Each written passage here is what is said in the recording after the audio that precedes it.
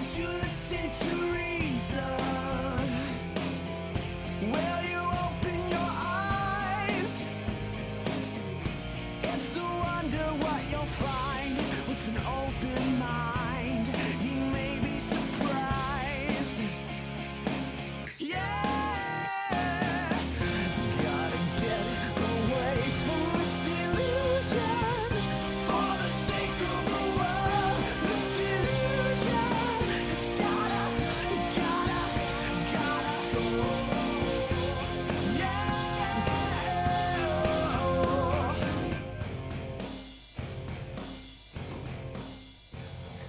Hi everyone, welcome to the Atheist Experience. I am your host, Russell Glasser, and with me today is John Iacoletti. How you doing, John? I'm doing great. Good to be back. Thanks. Yeah, today is Sunday, September 21st, 2014. We're a live call-in public access television show based in Austin, Texas, dedicated to promoting positive atheism and the separation of church and state. We're available through live streaming TV video at ustream.tv.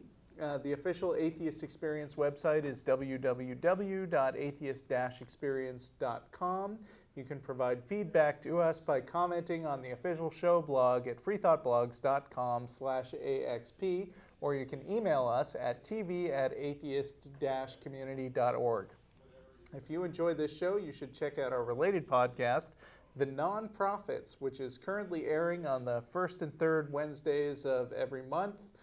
You can find links at the Atheist Experience website. The next Nonprofits will be recorded live on October 1st, 2014. As always, the cast and crew of the Atheist Experience will be going to dinner after the show at El Arroyo, 1624 West 5th Street, and will arrive around 6 p.m.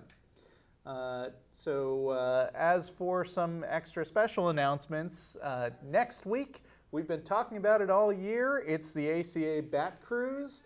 The festivities will begin with a lecture by both Chris Johnson and Richard Carrier, 1:15 p.m. at the United Methodist Church. I hope I got that right. Trinity United Methodist Church. Trinity United Methodist Church. You can also check out our website for more information about the Bat Cruise, but after we hear this amazing lecture, or these two amazing lectures, we're going to follow that up by going down to Lady Bird Lake, where we're going to get a boat and sail around with 100 or 200 atheists and watch the bats come out from under the bridge at sunset. So that's going to be a lot of fun, and I certainly plan to be there. So how have you been doing, John? I've been doing all right. I think we can maybe talk a little bit about the Pride Fest. Yeah.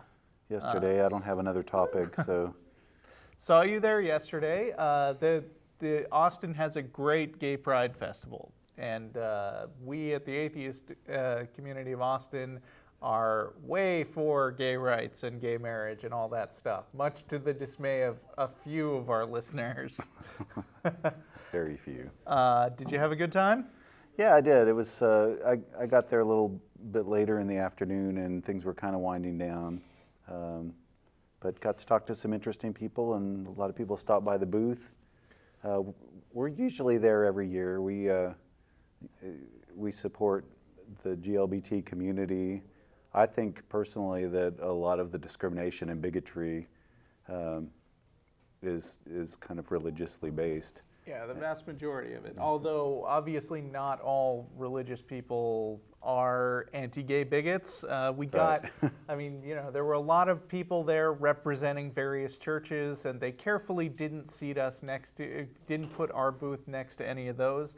Although we did get our booth put next to some people who believe in crystals and auras and stuff. I don't know if you had a chance to chat with them. I didn't notice them. Well, they mostly left us alone and vice versa. But we had a lot of people coming up to our booth, taking away pamphlets on the ACA, not knowing that there was a social group in Austin, and telling us right on. We had a number of Christians stop by, mostly saying, I'm glad there's somebody providing a counterbalance to all the bigotry. One one pair of ladies came by and just wanted to know how to contact us, and then sort of walked away without really talking to us. And they had a shirt on from some church or other. Oh, okay. And I chased after them and made sure to tell them that there's a show they could call. So maybe we'll hear from them. What else? And there was a little protest across the street that I hear you were involved in a little bit. Sort of.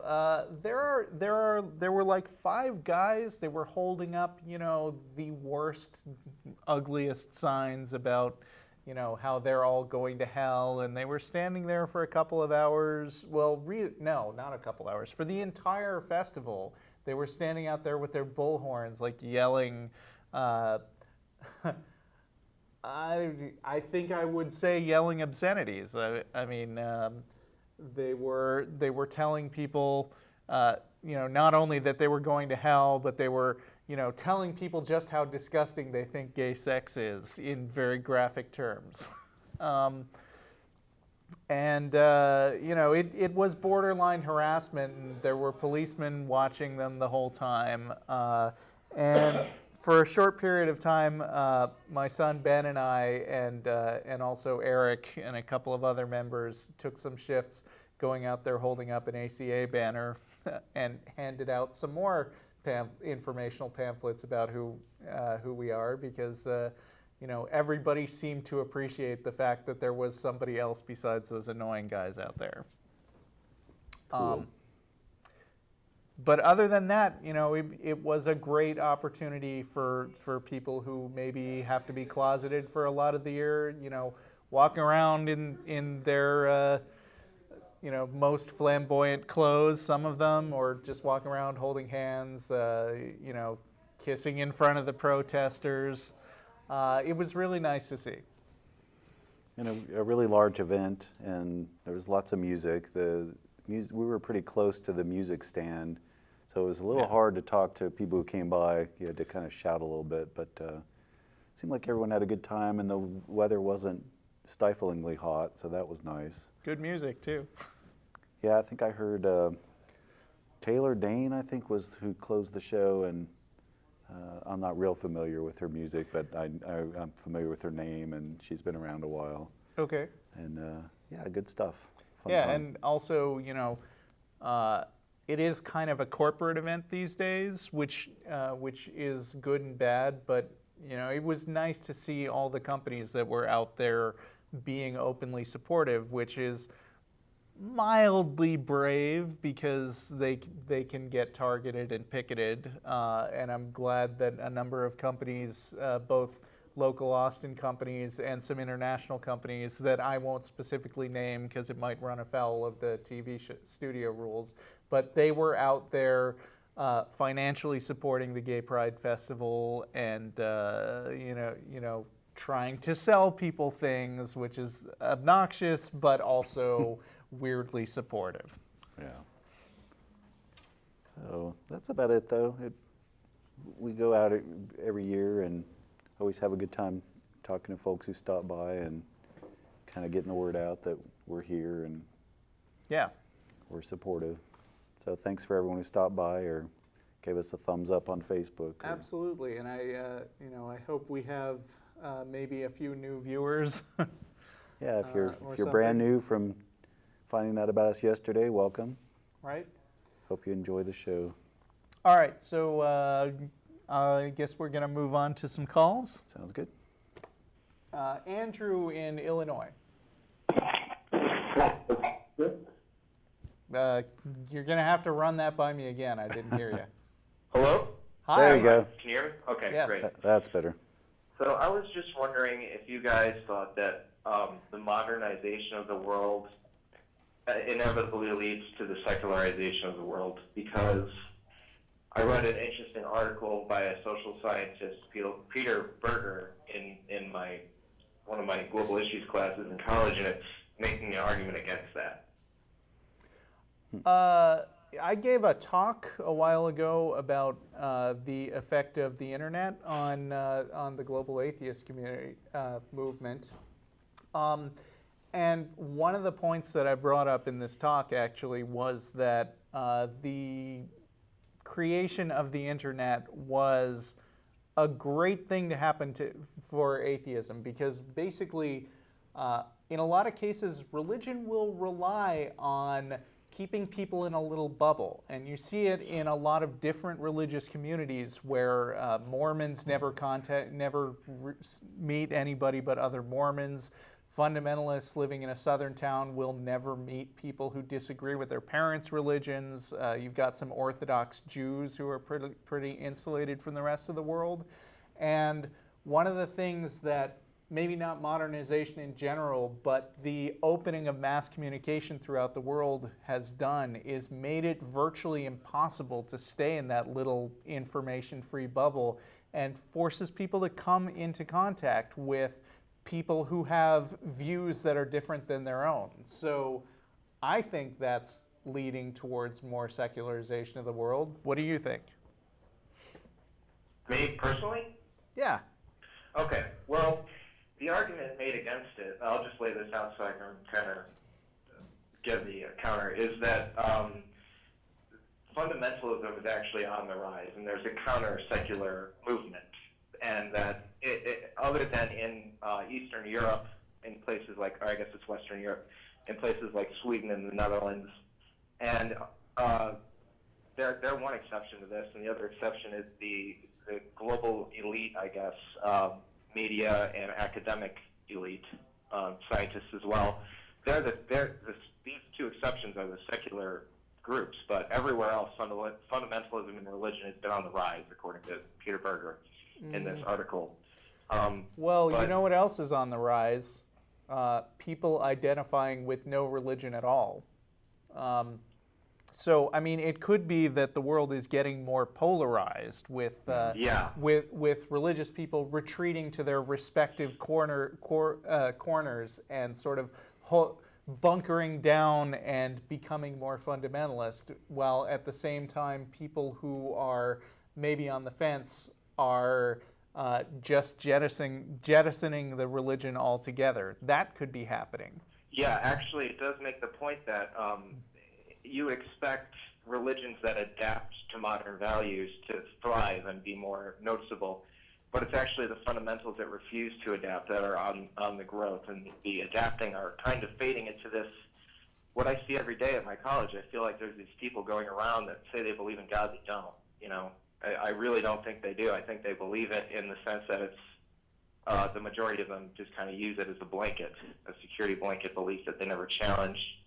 And those are the non-fundamentalist people. And I could understand why those that are adapting would start to lose, you know, if you don't literally believe in Adam and Eve and that story, it starts to kind of slip into what are you talking about? You know what I mean? Like, you're not really a believer and you're in religion. So it would make sense that the world is becoming polarized, and that the ones adapting are kind of sliding into the non-believers that stop going to church, you know, and then eventually maybe their kids don't even believe. Right. I could see that. And one of the scary things is that it's talking about fundamentalism being exported at such a heavy level from specifically North America. Evangelicalism is replacing Catholicism in South America. That's kind of crazy because let me give you a little bit of an optimistic spin on that. The reason that fundamentalism has to export to other countries that maybe haven't encountered it before is because the marketing is failing here in the United States, and they're just running out of new people to pitch to. And I think it sucks for those other countries, especially countries like Uganda, where fundamentalism winds up being actually deadly in some cases. But I mean, they may just have their own period of coming to terms with the modern world to deal with. Yeah, it's an interesting argument all around. Just I think there's a pretty complicated relationship, but I personally do believe that as the world becomes more connected, like you said, ideas will be shared, and maybe they won't give up a belief in a God, but they would probably challenge their own specific beliefs, right? So, I mean, that's the first step, I think, honestly. Yeah, it is complicated. I'm not so optimistic that I think that religious fundamentalism is on the brink of death right now. Sure. But I do think that some of this heightened aggression is kind of a fear reaction to the recognition that they're losing ground overall, and I think you see it in major religious apologists like Josh McDowell has explicitly said that you need to be careful of the internet. It's an enemy of religion, and I agree with him. Yeah.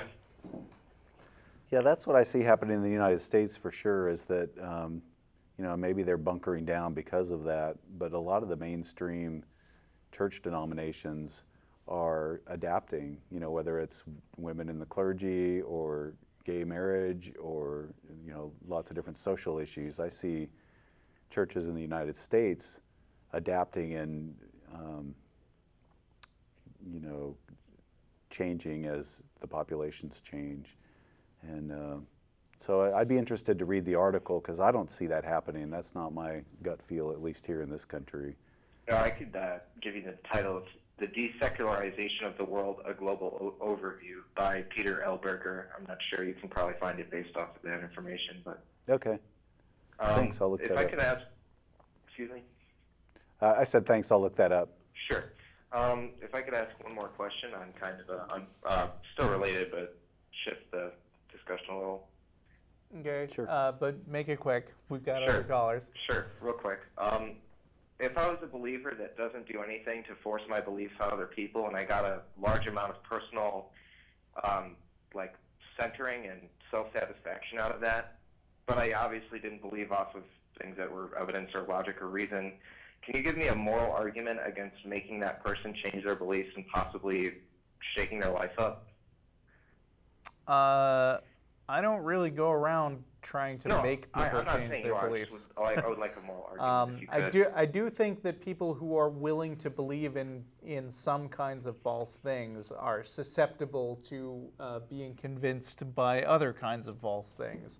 The main reason to be careful of religion is because they could believe something that hurts them, that winds up hurting them or the people around them, like, for instance, Jehovah's Witnesses who don't believe in blood transfusions.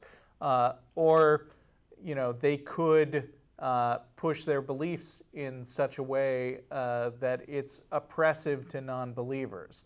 Now, you just specified that this particular hypothetical religious person doesn't do either of those things.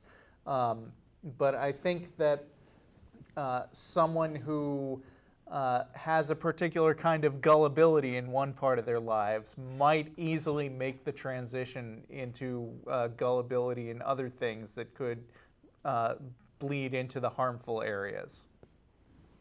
Okay, well, that definitely works for me. Anything to add?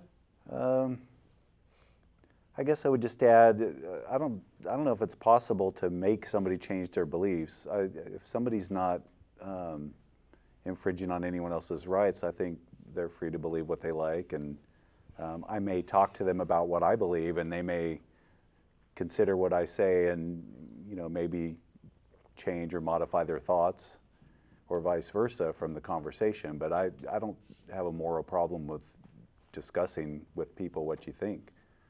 Okay, that makes a lot of sense. I think if you forcibly, and governments can do this, if you forcibly tell somebody they can't at least practice what they believe, if not try to be the thought police and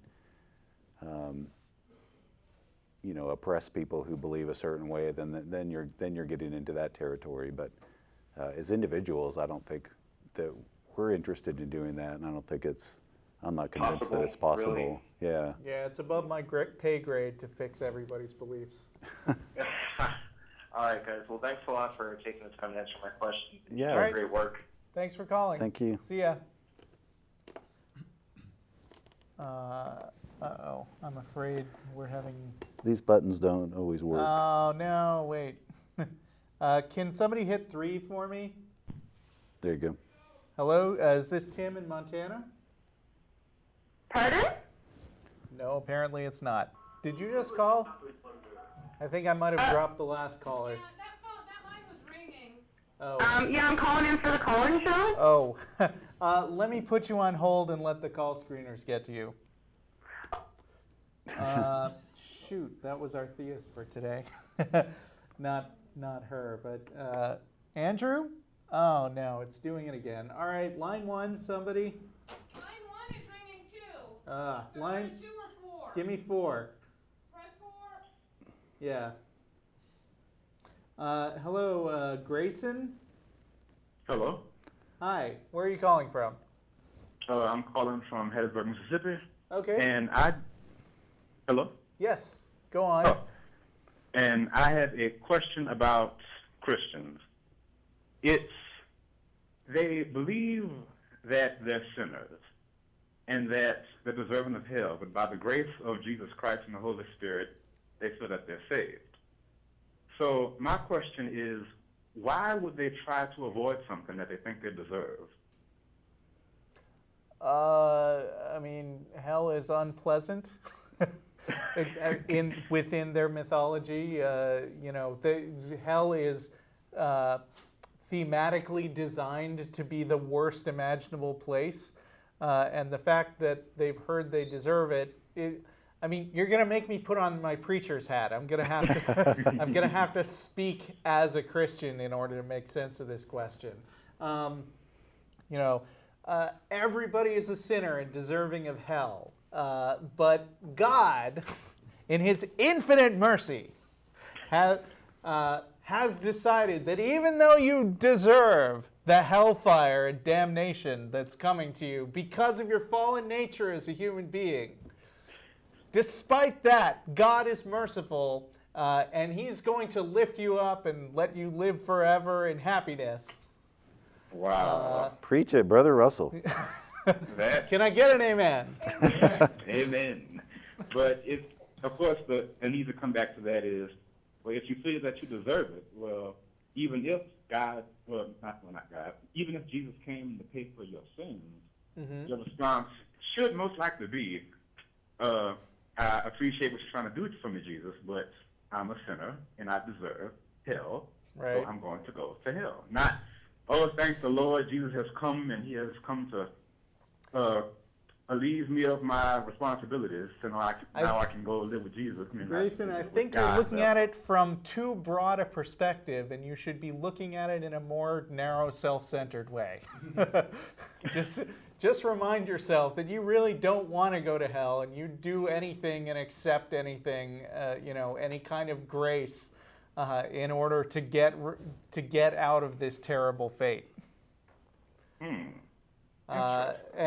And I mean, from a broad philosophical perspective, I think what you're asking totally makes sense. But the way that religion appeals to people is by scaring them with this idea that they're going to go to hell and then giving them an out. That make sense? Yes. Okay. And also, going back a little bit further to which I was talking about, the gay pride parade and all of the homophobes showing up. A lot of people tend to think that it's the default sexual orientation is to be straight. Well, Yet, people think that. yeah. Some people. Yet people tend to completely ignore, or even if they know about intersex individuals. Like, how would they explain that, do you think? They deny their existence, I'm sure. Well, that's more of a biological thing too than well, I don't know where I was going with that, but intersex isn't really sexual orientation. I should put it that way. Exactly, but it's more of a biological happening where you're not really either sex, you're somewhere in between, right, more or less. or ambiguous. And Yeah, not that sexual orientation doesn't have a biological component, but it's a kind of a different characteristic, I guess. Right. Sex or gender versus sexual orientation. Right. But that's pretty much all I had. Okay. So thank you. Thanks for calling. Thanks, Grayson. I think he said Hattiesburg. They put Petersburg on the screen, but I think he said okay. Hattiesburg. Okay. But that was an interesting question, which I hadn't really considered. The first question he asked about, do they deserve to go to hell? And I never considered that, but I'm reluctant also to try to speak for Christians. Right, yeah. Sometimes I feel like people who are calling to ask what Christians think would be better served just finding one and asking one. And, they're kind of everywhere. It's not hard to find one. There's probably some Christian podcasts. Yeah, I mean, I don't mind being a mouthpiece for Christianity exactly, but I think, I wouldn't want to wind up being unfair to them. Right. We can kind of just give you our perspective of maybe what we've heard from Christians. Right. Which isn't quite the same thing.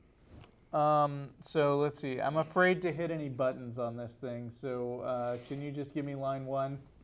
We're just going to do it this way for the rest of the show. Okay. Kira. No, wait. Oh, shoot. I went out of order. All right. Kira, I picked you up earlier. In Canada? Yep. Newfoundland? Yeah, Newfoundland. Hi, how are you? Good. Yeah, how are you good. doing? How are you? I'm doing very good. I just discovered your show on YouTube today, and I've been enjoying watching it thanks. all day today. Well, welcome to the show. Anyway, I was curious. I wanted to know your guys' opinion. There's an openly secular campaign by this. I think it's the Secular Coalition of America. Yeah. And they're Sounds encouraging familiar. people to quote unquote come out of the closet as secular or atheist. And I was wondering how important you guys think it is to come out to your friends and family, and not that it's the same as coming out as homosexual, obviously, but in a word, to come out and say and tell them that what you believe, or yeah, that's my question. You want to start with this one? Sure. I think it depends a lot on your personal circumstances. I think some of us are more comfortable than others kind of being out there, and I would never fault anybody for staying in the closet, maybe to protect their job or to not offend their family, especially if the consequences are being disowned, or if maybe you're under 18, your whole support system might disappear, you could get thrown out. So I wouldn't advise anybody to come out if they think there's any danger or risk in doing so. On the other hand, I think the more people who are comfortable coming out and talking about their unbelief makes it more mainstream, and people see that there's a lot of non-believers out there, and it's people that I know and like and respect, and I think it helps with the counteract the image that atheists are evil and horrible people and want to destroy the world, and those sorts of stereotypes that we run into sometimes. So Yeah, I agree with John. There are lots of perfectly good reasons, good personal reasons to stay in the closet. And, unlike Christians, we don't think there's any requirement to be a martyr for your not believing in God. So I would never presume to judge other people's situation and tell them that they have an obligation to come out and speak for atheism.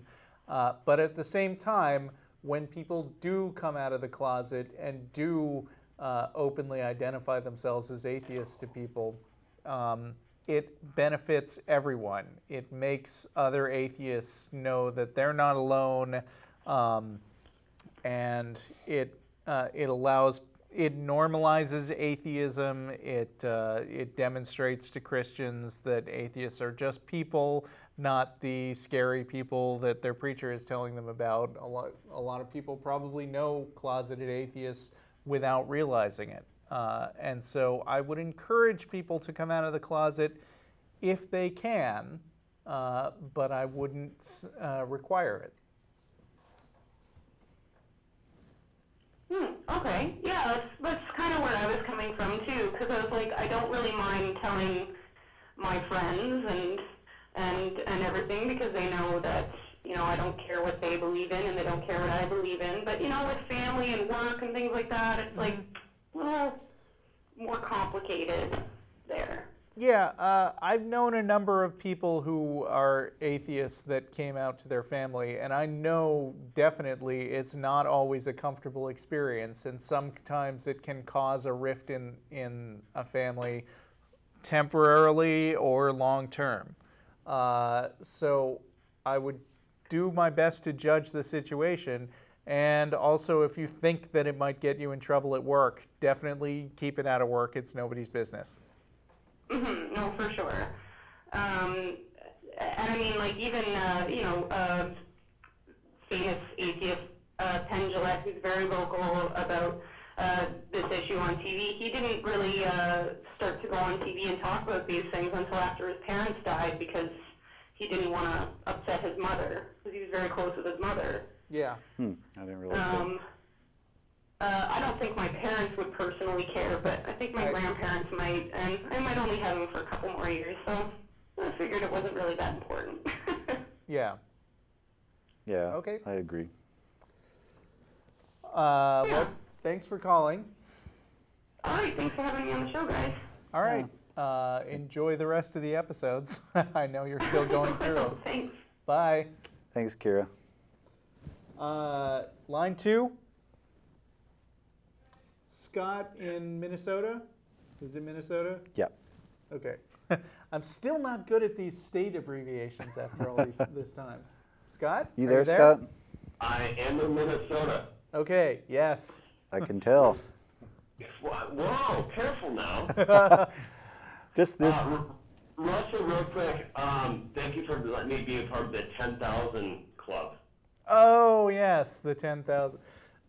There's an XKCD cartoon that reminds people that when somebody isn't aware of something that most people know, just realize that 10,000 people a day are learning that thing for the first time. okay. And so be excited that you get to make somebody one of the lucky 10,000. That's from the XKCD cartoon. Yeah, and the reason for my call, I was interviewed with another friend of mine. I'm hearing a weird echo, sorry. Sorry about that. It might on be a Christian technical radio issue. station as Yes? an atheist. So they wanted to interview atheists. So we were flooded with calls, and if I could give the podcast a plug, it's kkms.com in Minneapolis, St. Paul. That's the same station that Matt did his quote-unquote interview with Ray Comfort. Oh, right. yeah, I thought the call letter sounded familiar. That's where I heard it before. Yeah, I guess they're really into this conflict stuff between theists and atheists. Sure, and it was wonderful that they let us in.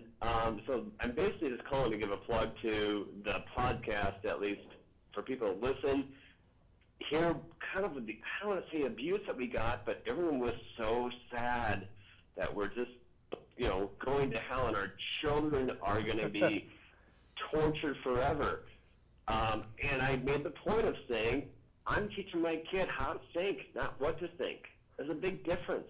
Well, you know, as per that guy who called in a few minutes ago, you ought to ask them, why are they sad if they think you deserve it? Right. I mean, they really ought to be happy that justice is being done. Yeah, and one of the questions was, you know, are you sure you believe and stuff like that? And Russell, you mentioned something that you've brought up to other people. Do you believe that I have a dog in the house? And the caller said, I don't know. I'm not there. I'm like, exactly. That's our whole point. Well said. You know, so Came from me. It must be good. Yeah. I'll forward you the email, or I'll forward you on email the link to it. If you can give a review, that'd be wonderful. I know you're busy, but I just want to quickly give a plug on that. And it's wonderful to talk to you, Russell. You're wonderful. So thank you for letting me be a part of the 10,000 Club. But John's just okay, though. What are you talking about? John is awesome. I'm kidding. I'll let you guys get to other callers, but thank you so much for taking my call. I really appreciate it. Sure. Thanks, Scott. Okay. See ya. Line 4. Hey, Tim. Sorry for hanging up on you earlier. It totally wasn't my fault. No, it's all good. Yeah, I just want to share with you with my experience. Back in 2007, when I was 21, I constantly got beat up by this guy at the Stinker gas station in Boise, Idaho. And then he was a Christian and whatnot. And then I prayed for God for a way out and stuff like that. And in 2007, I was falsely arrested for rape. Okay.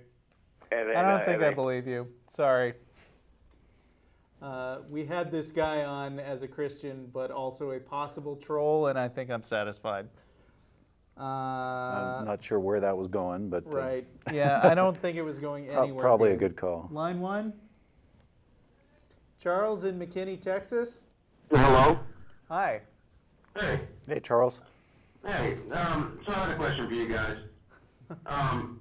And this is kind of on the kind of the difference between explaining the origins of life and explaining further developments of complexities within that. Kind of like the explosions of different levels of evolution at different times. Okay.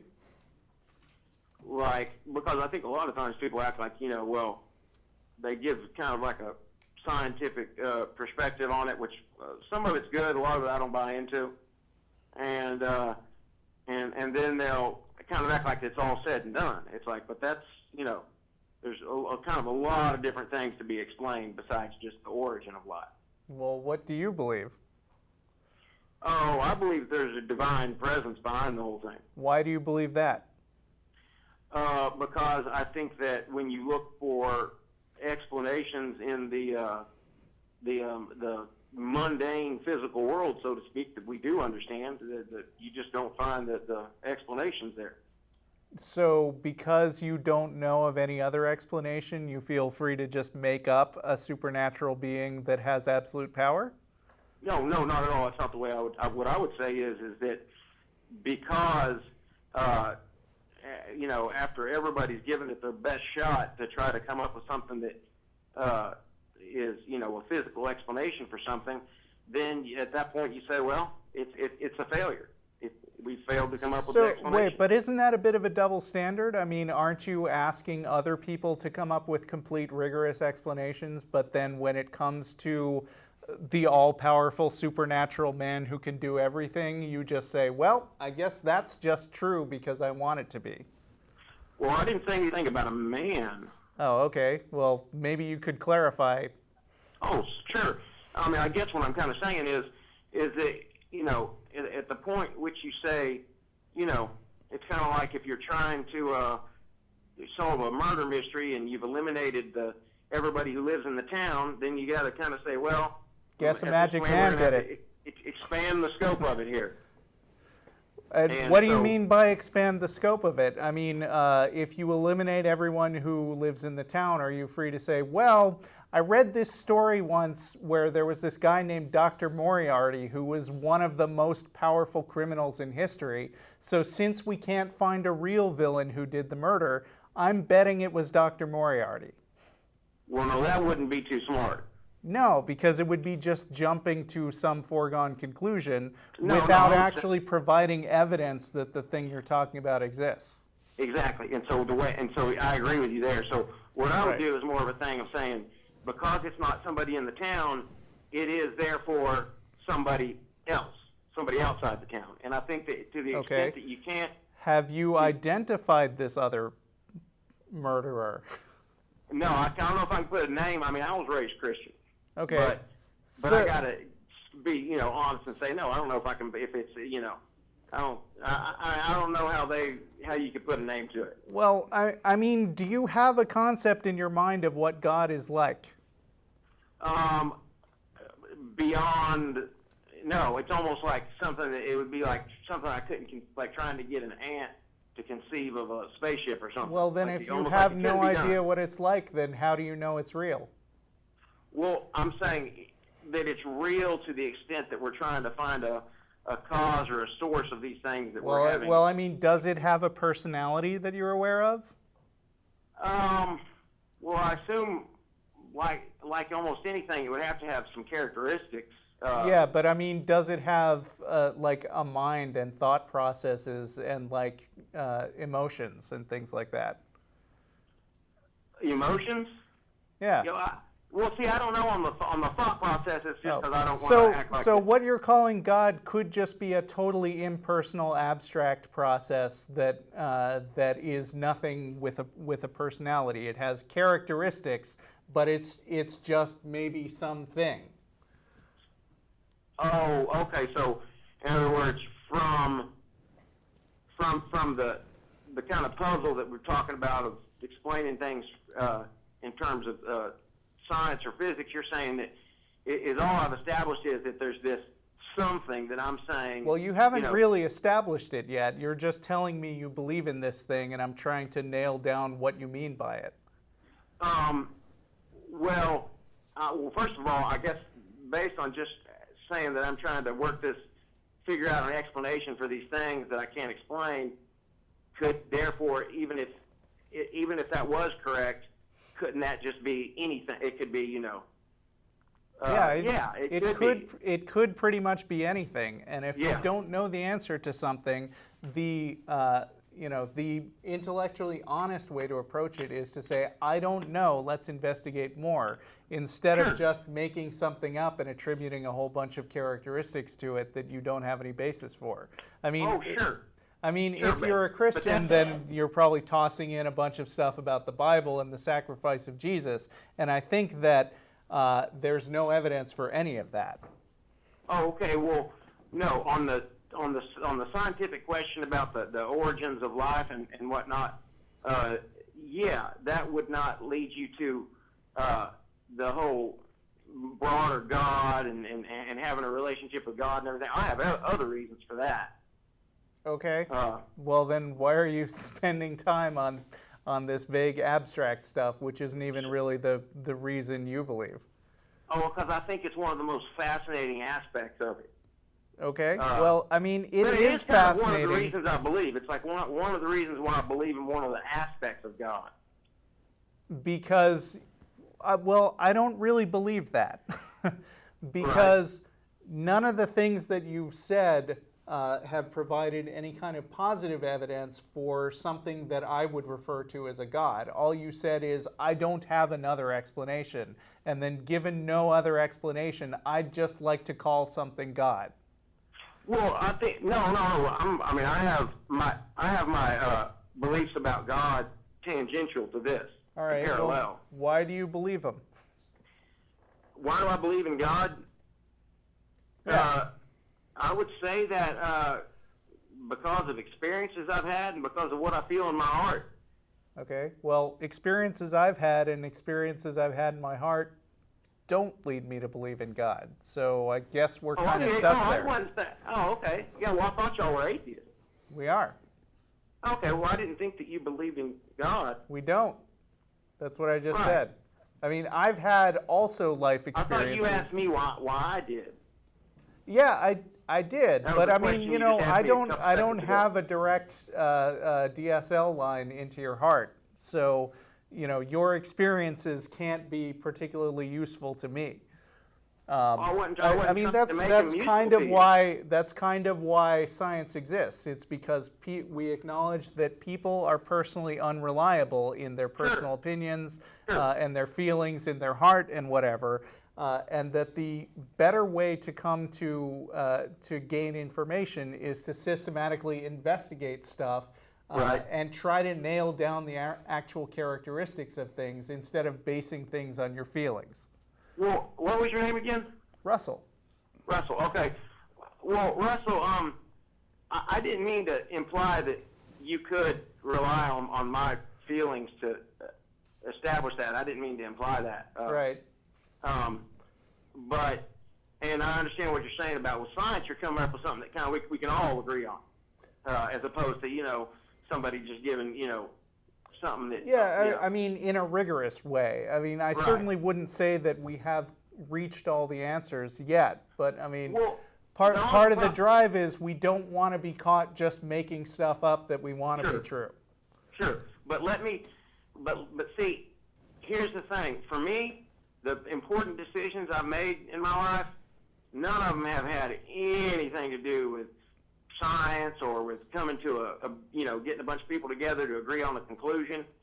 But I wouldn't call it. In other words, like when I was in a situation where I had to figure out what to do about my child, and there wasn't.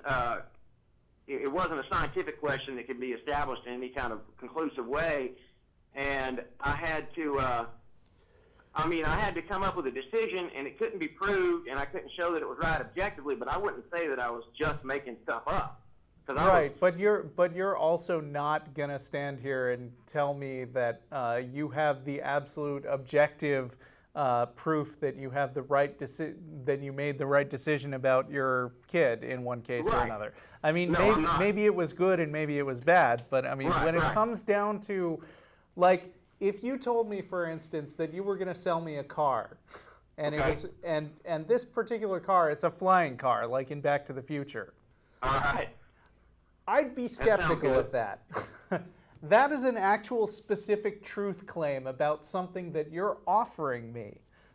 And no one would blame me for not just believing you, but maybe wanting to take the car for a test drive, right? Right.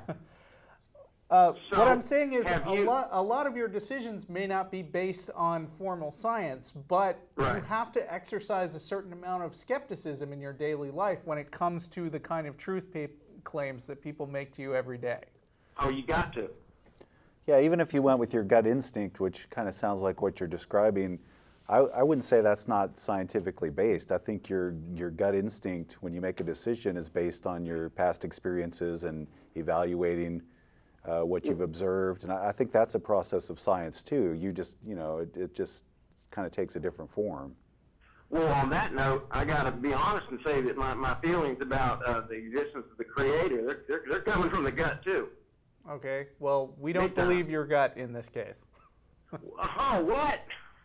No, okay, I see that. I wouldn't think I'll convince you, but you don't trust my gut in this case, but ought I to trust it? Well, I mean, we haven't had your experiences, so I can't tell you. But if you're making a claim about God existing, presumably you're not just saying God exists to you exactly.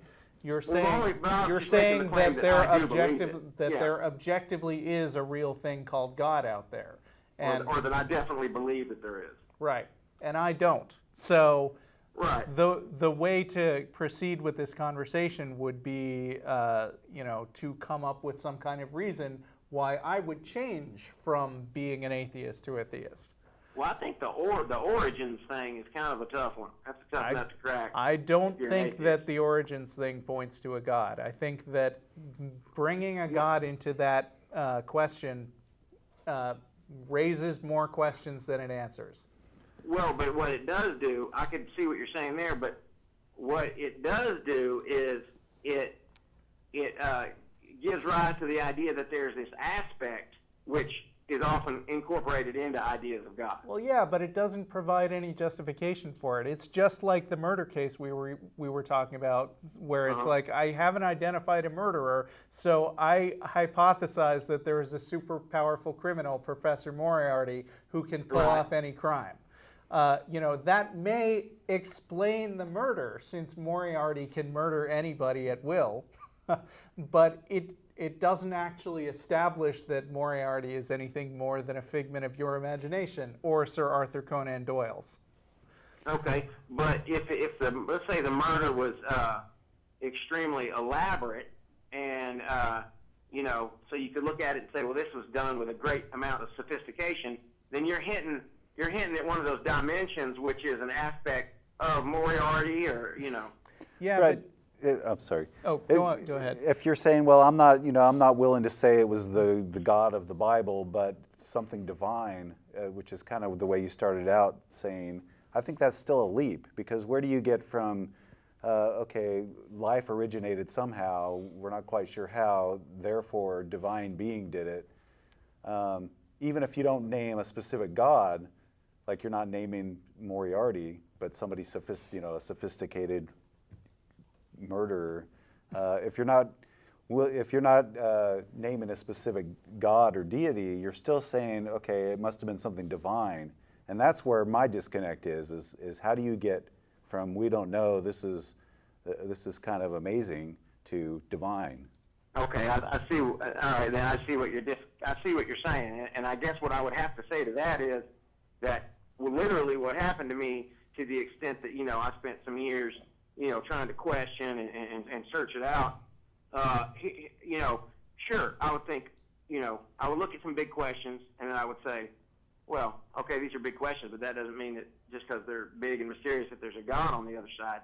But what then happened to me, though, is that, which I did notice, was that as I would go about answering these, and as I would talk to people about it and get other people's opinions, one thing that happened a lot is, and a lot of times with people who have a lot of respect for and who had intelligence would say to me, sounds like you're talking about God, or it sounds like you're talking about religious questions. That'll make it true. That'll make it true by any means. But I'm saying, I mean, that's just argument from authority, pretty much. Sure, but when something pops up enough, and you're going to look into it. And I'll tell you what, man, the more I looked into it, and did, try to do my due diligence and thought it through and going from the gut, like what we talked about before, it just got more and more solid to where it's like, well, no, these questions don't.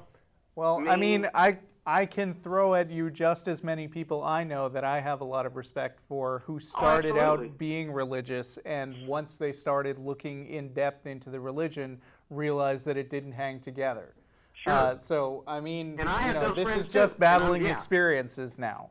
Well, no, I wasn't discounting those. I was just saying that even if it was one or two people, by virtue of it coming up repeatedly, I did look into it. I'm going to definitely say I did. I believe you. Okay. Having said that, we've got 5 minutes left in the show, and I think I'm going to move on to one more caller. But I want to thank you for a great discussion and invite you to call back another week anytime. Thank you. Okay? Appreciate it. Yeah, thanks, Charles. I appreciate that. See ya. Line 3. Dave in Calgary. Yes. Hey, guys. Hey, how are Dave. you? Good. I'm good. So I understand we only have about 5 minutes, Something like that. which is probably not enough time to discuss everything I wanted to talk about. Based on your question, at least not really. At least I can thank you guys for what you're doing. Thank you. It would be nice to see a little bit more programming on television and radio in regards to what we as the quote-unquote minority think.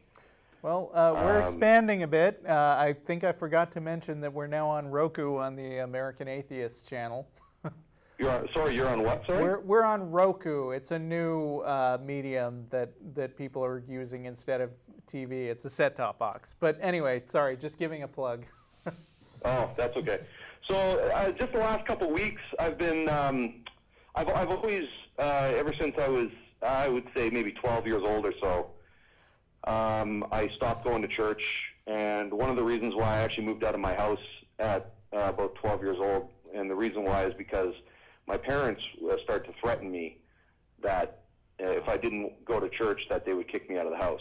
Oh, that's too bad. And so I just decided, you know what, I don't need this crap. I'll just move out on my own, and moved in with my grandparents, and then moved out on my own when I was 16 years old. But isn't that isn't that kind sorry, of? Go ahead. I mean, isn't that kind of closed-mindedness a little less common up there in Calgary, or I don't know? In Canada? Yeah. No, I wouldn't say so. Not from what I've experienced. They had a pretty good support base of fundamentalists too, huh?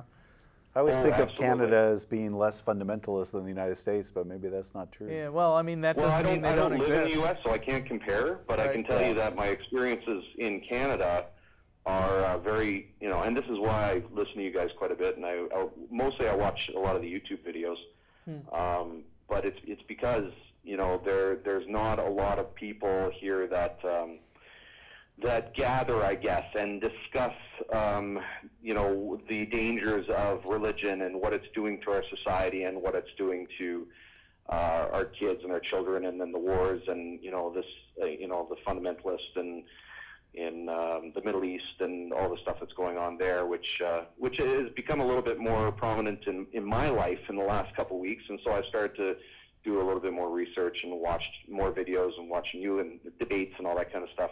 And the reason for the call actually is because I've been kind of talking to some of my friends, who a lot of my friends are atheists as well. But we consider ourselves open-minded to, why other people who do belong to organized religion or do belong to some sort of, faith of deity, why they believe that, or what the proof is behind that. And so I started posing this question theory, and in no way am I going to claim I'm any kind of scholar. Can you just say the question? I think we're down to 2 minutes. Down to 2 minutes? Okay. Yeah. So what I had posed is that God, people are confusing God for something in the sky, like a real, almost like a tangible being in a sense, but a tangible being in their minds, in their, and even though that is exactly what intangible is, I understand that, but we argued that, I think that God is just being confused with just another emotion. And we started talking about the origins of morality and how, you could come to having morality without the Bible.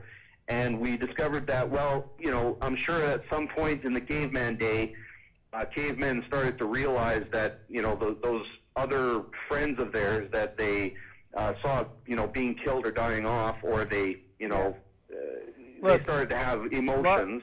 Look, I'm just going to say, laws aren't unique to Christianity. Christians like to take credit for the Ten Commandments as the first real moral code, but I mean, that's BS. You go back further in history, you can find basic laws in the Code of Hammurabi. You can find written laws under the Xia dynasty in China, which is like 1600 BC. There are all kinds of reasons to have laws which basically deal with ensuring the safety of your population and improving the daily lives of people who don't want to get killed or their stuff stolen on a daily basis. Really, morality comes down to how do we structure personal interactions between lots of people in such a way that we have the best society for everyone involved, right? Yeah, but how do you decide that, though? And I think that comes from the combination of science and emotions. Trial and error, partly. Yeah, basically trial and error. But you measure your emotions based on an occurrence that happens. Yeah, I'm afraid we're out of time, though. Oh, that sucks. I love you guys. Thanks for calling. I love you, too. I'm gonna call next week, and we can continue the discussion. All right, see ya. Okay, thanks a lot, guys. Thank you. Thanks, John. Thanks. It was a couple of good conversations there. Yeah. We'll see you next week. Oh, with Chris Johnson and Richard Carrier.